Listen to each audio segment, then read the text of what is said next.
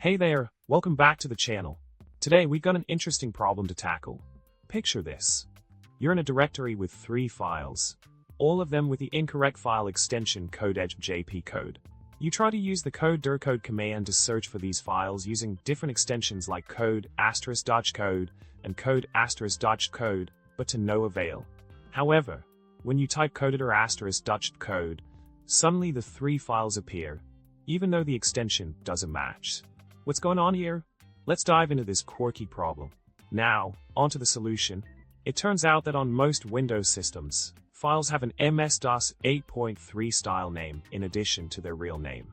This is a remnant from older installations for 16-bit app compatibility.